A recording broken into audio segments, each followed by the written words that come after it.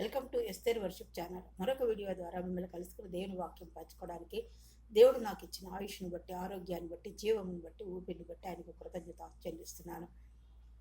నిన్నటి దినం నేను మార్చి 4th నాకు ఓపెన్ హార్ట్ సర్జరీ అయింది. 2 years కంప్లీట్ అయింది. నిన్నటి దినంతో 2 సంవత్సరాలు దేవుడు ఎంతగానో కాచి కాపాడి మరి ఎంతో బలం ఇచ్చి, శక్తి ఇచ్చి నా పనులు నేను చేసుకోవడానికి దేవుడు చూపిన కృపను బట్టి, దేవుడు ఇచ్చిన ఆయుష్ను బట్టి, ఆరోగ్యాన్ని బట్టి, జీవమును బట్టి, ఊపిరిని బట్టి ఎంతగానో ఆయనకు కృతజ్ఞత చెల్లిస్తున్నాను. నన్ను ఎంతగానో ప్రోత్సహిస్తూ, బలపరుస్తూ, ఆదరిస్తూ నడిపిస్తున్నందుకు మీ అందరికీ నా వందనాలు తెలియజేసుకుంటున్నాను.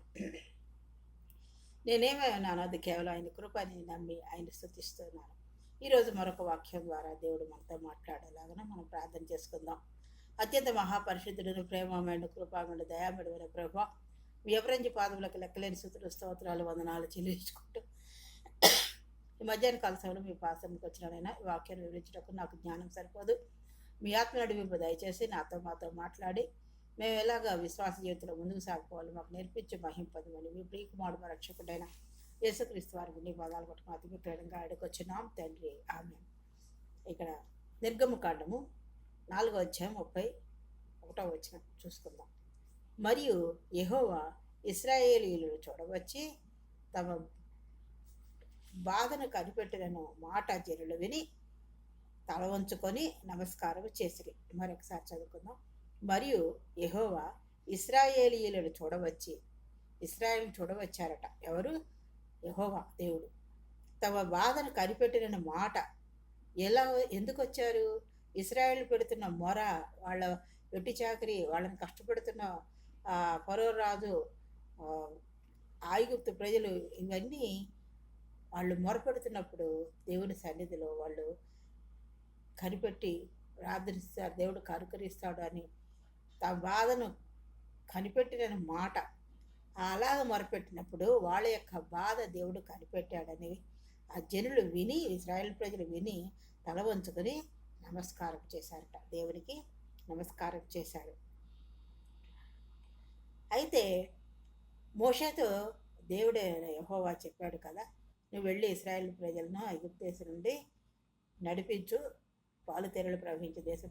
నేను ఎవరిని ప్రభు, నేను ఎంతటి వాడను, నేను మాట మాంద్యం గలవాడను, మాట నేర్పరిని కాను, నత్తి పెదలు గలవాడను, ఇలా అనేకమైనవి చెప్పినప్పుడు దేవుడు నేను నీకు తోడై ఉంటాను, నువ్వు ఇశ్రాయేల్ ప్రజలు నడిపించు అన్నాడు.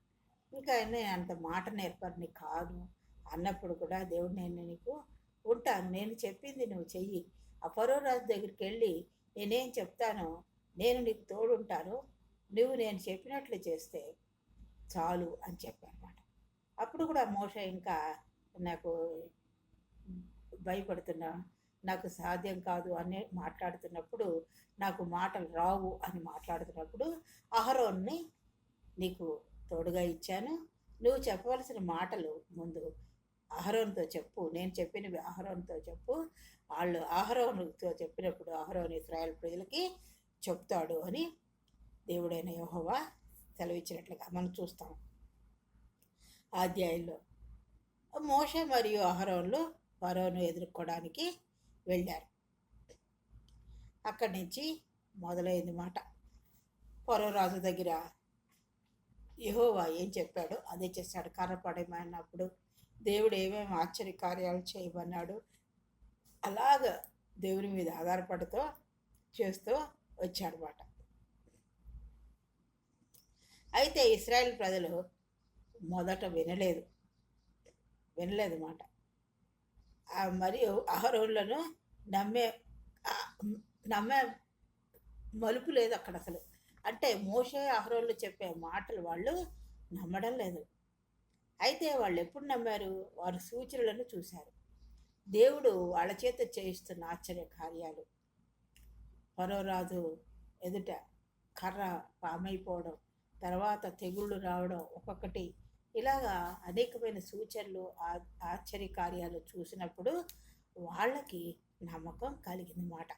వీళ్ళు చెప్పే మాటలు నమ్మకం కలిగి, మనం కూడా అంతే కదా, ఎవరైనా చెప్పినా వెంటనే మన జీవితాల్లో ఏదైనా ఒక ఆశ్చర్య కార్యం జరిగినప్పుడు నమ్ముతాం అన్నమాట. యేసుప్రభు వారు స్వస్థపరిచే యెహోవా, యేసుప్రభు వారు కన్నీళ్ళని తుడిచే దేవుడు, స్వస్థపరిచే దేవుడు, అన్ని సమస్యల నుంచి ఆయన విడిపించగల దేవుడని మనం నమ్ముతాం మన జీవితాల్లో జరిగినప్పుడు. మరియు యెహోవా వారిని సందర్శించాడు. దేవుడే వాళ్ళ కోసం వచ్చి వాళ్ళ యొక్క బాధని, కష్టాన్ని చూసి విమోచించడానికి వచ్చినట్లుగా ఈ మా ఈ మాటలు వాళ్ళు ఈ మాటలు వాళ్ళు నమ్మినట్టుగా మనం చూస్తాం. అహరోను చెప్పిన మాటలు, ఆ సూచనల వలన నమ్మారు. అప్పుడు యెహోవా వాళ్ళ దగ్గరికి వచ్చాడని, తమ బాధను కనిపెట్టినని మాట, తమ కష్టాన్ని కనిపెట్టి ఆయనే వచ్చాడని తల వంచి నమస్కారం. ఇక్కడ విధేయత చూపిస్తున్నారు. అంటే దేవుడే నా కష్టాన్ని చూసి, మా బాధను చూసి వచ్చినప్పుడు మనకి ఎంత ఆనందం వేస్తుంది, మనకి జవాబు ఇచ్చినప్పుడు ఎంత ఆనందం వేస్తుంది. మనం ఎన్నో విషయాల్లో ప్రార్థన చేసినప్పుడు ఆయన ఇచ్చే జవాబు మనకి ఎంతో నెమ్మదిస్తుంది. విడిపించాడు దేవుడు, ఆశీర్వదించాడు అని ఎంతో ఒక నిశ్చయిత ఉంటుంది. అలాగే వీళ్ళు తమ బాధను కనిపెట్టి దేవుడు వచ్చాడు, యెహోవా దేవుడు చూడవచ్చాడని వాళ్ళు ఎంతో సంతోషించి తల వంచి విధేయతతో నమస్కారం చేసినట్లుగా చూస్తున్నాం. వాళ్ళు వంగి నమస్కరించినట్టుగా ఆరాధిస్తున్నారు అన్నమాట.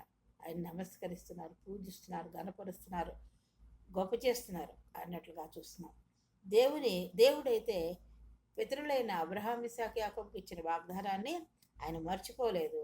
ఆ తరాన్ని నేను ఆశీర్వదిస్తానని చెప్పిన దేవుడు ఆ వాగ్దానాన్ని గుర్తుపెట్టుకొని అది ధృవీకరించడానికి వాళ్ళ పట్ల ఆశ్చర్యకార్యాన్ని చేయడానికి వచ్చినట్లుగా మనం చూస్తున్నాం. ఇక్కడ వాళ్ళ యొక్క విశ్వాసం మరియు ఆరాధన మనం చూస్తున్నాం అన్నమాట. మోషే చేసిన సూచనలు, అద్భుత కార్యాలు, ఆశ్చర్య కార్యాలు, మహత్కార్యాలు ఫరో ఎదుట ఇశ్రాయేల్ ప్రజల ఐగుప్తు జనంలో చేసిన చూసి దేవుడు అతనికి ఇచ్చిన మాటను అహరోను మాట్లాడిన తర్వాత ప్రజలు నమ్మారు, విశ్వసించారు. దేవుడు మోషేతో చెప్పిన మాటలు అహరోను మాట్లాడిన తర్వాత ప్రజలు నమ్మారు, విశ్వసించినట్లుగా చూస్తున్నాం. దేవుని యొక్క జోక్యం ఉంది. ఆయనే దిగి వచ్చేసాడు, ఆయన దర్శించాడు. ఆయన ఇశ్రాయేల్ ప్రజలు దర్శించినట్లాగా వాళ్ళు వెట్టి చాకిరీ పనులు, కష్టాన్ని, బాధని, వాళ్ళ యొక్క శ్రమల్ని ఆయన చూసి వాళ్ళని దర్శించినట్లుగా మనం చూస్తాం. దేవుడు ఇశ్రాయేల్ను వెంటనే శ్రద్ధతో వాళ్ళ పట్ల శ్రద్ధ వహిస్తున్నాడు. ఏం చేయాలి, వీళ్ళని ఇక్కడి నుంచి విడిపించాలి, ఇక్కడి నుంచి తీసుకుని వెళ్ళాలని ఒక శ్రద్ధ చూపిస్తూ ఆ పితరులకు ఇచ్చిన వాగ్దానాన్ని నెరవేర్చడానికి ప్రారంభించాడు అన్నమాట. దేవుడు ప్రారంభిస్తున్నాడని ఈ వాక్యం సూచిస్తుంది. ముందు ప్రజలకున్న భయం, సందేహానికి భిన్నంగా వాళ్ళు ఏం చేశారు, తలలు వంచి పూజించారు, నమస్కరించారు అన్నట్టు చూస్తున్నాం. అయితే దేవుడు చూడకముందు వాళ్ళు ఎలాగున్నారు, నమ్మలేని స్థితిలో ఉన్నారు. ఆ వెట్టి చాకరీ పనుల్లో, కష్టాలు, బాధల్లోనే, ఆ శ్రమల్లోనే అనుభవిస్తూ ఉన్నారు వాళ్ళు. ఎప్పుడైతే మోషేతో దేవుడు ఆశ్చర్యకార్యాలు, మహత్కార్యాలు, సూచనలు చేసినప్పుడు వాళ్ళు అవి చూసి మోషేకి దేవుడు చేసినప్పుడు అహరోను ఆ ప్రజలతో చెప్పినప్పుడు ఆ సూచనలు చూసిన తర్వాత వాళ్ళు నమ్మినట్లుగా చూస్తున్నాం. కాబట్టి మనము ఎంత విశ్వసిస్తామో, ఎంత విధేయత చూపుతామో, ఎంత నమ్ముతామో, విశ్వాస జీవితంలో ఉంటామో దేవుడు గొప్ప కార్యాలు చేస్తాడు. ఆయన్ని ఆరాధించాలి, ఆయన పూజించాలి, విధేయత చూపించాలి. ఆయన ఇచ్చిన వాగ్దానం మీద, ఆయన మాటల మీద మన నమ్మకం చూపించాలి, విధేయత చూపించాలి, ఆయన్ని ఆరాధించాలి, ఆయన గణపరచాలి. నా కోసం ఆయన పరలోక సింహాసనం విడిచిపెట్టకూడదు భాగ్యంగా ఎంచుకొనక, ధర్మశాస్త్రం వల్ల మనం జయించలేమని ఆయనే ఈ భూలోకంలో దిగివచ్చి తను తాను తగ్గించుకొని ఈ భూలోకంలో జన్మించి శిలువ మరణం పొందినంతగా తగ్గించుకుని విధేయత చూపిన ఆ దేవునికి ఎందుకు విధేయత చూపించాలి? మన పాపాల గురించి, మన దోషాల గురించి, మనం చేసిన అతిక్రమాల గురించి ఆయన అవన్నీ భరించి మనం ధనవంతులుగా ఉండాలని, ఆరోగ్యవంతులుగా ఉండాలని, ఆయుష్ కలిగి జీవించాలని, అన్ని విషయాల్లో సర్వసమృద్ధితో జీవించాలని ఆయన చిత్తం. కాబట్టి నా పాపాల కొరకు, బాధల కొరకు అన్నీ ఆయన పోసి ఆ శిలువపై భరించి ఆయన శిరస్సు నుంచి అరికాల వరకు గాయపరచబడి మరణించిన ఆ దేవుడిని మనం గుర్తు చేసుకుంటూ ఈ శ్రమ దినాల్లో నువ్వేమైతే అడుగుతున్నావో దేవుడు తప్పక చేస్తాడని విశ్వసించి ప్రార్థన చేసుకుంటూ అది కనిపెడతో నాకు ఈ శ్రమ దినాల్లో గొప్ప కార్యం చెయ్యి ప్రభా, నీకు అసాధ్యం కాదు నాయన, సమస్తము సాధ్యమని విశ్వసించి ప్రార్థన చేసినప్పుడు దేవుడు గొప్ప కార్యం చేస్తాడు. నీ శ్రమైనా బాధ అయినా నీ కోరికైనా ఏదైనా ఎలాంటి కోరిక కోరుతున్నావో అది నీకు ఆశీర్వాదకరంగా ఉండాలని దేవుడు అది ఆయన చిత్తంలో ఉండే నెరవేరుస్తాడని నమ్మి నువ్వు ప్రార్థన చేసుకుంటూ ఉన్నప్పుడు దేవుడు గొప్ప కార్యం చేస్తాడు. దేవుడి వాక్యం దీవించుగాక. ప్రార్థన చేసుకుందాం. అత్యంత మహాపరిశుద్ధులను ప్రేమమైన కృపామైన దయామేడమైన ప్రభా, మీ అప్రజ్ఞ పాదనకు మరొకసారి స్తుతులు స్తోత్రాలు వందనాలు చెల్లించుకుంటూ ఈ మధ్యాహ్న కాలస్థలో నీ పాసనకు వచ్చిన ఆయన నిన్నటి దినంతో నాకు ప్రభా, నా జీవితంలో 2 సంవత్సరాలు ఆపరేషన్ అయిన తర్వాత మీరు ముగించుకోవడానికి మీరు చూపిన కృపను బట్టి, కరుణా కటాక్షను బట్టి, మీరు ఇచ్చిన ఆరోగ్యాన్ని బట్టి, ఆయుష్ను బట్టి, జీవమును బట్టి, సంపూర్ణ స్వస్థతను బట్టి మీకు వందనాలు స్తోత్రాలు చెల్లించుకుంటున్నాం తండ్రి. నూతనమైన మరొక సంవత్సరంలో మరీ ఆరోగ్యంగా నా తండ్రి ఇంకనూ నూతనమైన ఆత్మాభిషేకంతో మీలో ముందుకు సాగిపోయి నా ప్రభా ఒక సాక్షిగా నా ప్రభా మీరు చేసిన కార్యాన్ని వివరించుటకు నాకు జ్ఞానం అనుగ్రహించి నడిపించమని ప్రార్థిస్తున్నాం తండ్రి. విరిచిన వాక్యాన్ని బట్టి వదనాలు తండ్రి. ఇశ్రాయేల్ ప్రజలనైనా మోషే ద్వారా అహరోను చెప్పిన మాటలు సూచనలు విని వాళ్ళు నమ్మారు తండ్రి. వాళ్ళ శ్రమని బాధని గుర్తించి మీరు వారిని దర్శించారు ప్రభా. మీరు ఎంతనో నమ్మదగిన వాడు తండ్రి. మీరు మాత్రమే ఆశ్చర్యకార్యాలు చేయగలవారు ప్రభా. మేము అటువంటి విధేయతతో విశ్వాసంతో ముందుకు సాగిపోయి విశ్వాస జీవితంలో స్థిరులుగా ఉండే కృపాని గురించి మీరే సహాయం చేసి మయం పదమని మీ ప్రియ కుమారుడు మా రక్షకుడు నేను యేసుక్రీస్తు వారి పుణ్య పదాలు పట్టుకుని అతి మిక్కులంగా వీడికి వచ్చినాం తండ్రి. మీరు నన్ను ఎంతగానో ప్రోత్సహిస్తూ బలపరుస్తూ ఆదరిస్తున్నందుకు వందనాలు. ఇంకనూ నన్ను ప్రోత్సాహపరిచి బలపరచాలని, సబ్స్క్రైబ్ చేసుకోవాలని, ఇంకనూ నన్ను ముందుకు నడిపించాలని కోరుతున్నాను. నా గురించి నా కుటుంబం గురించి మీరందరూ ప్రార్థన చేయండి.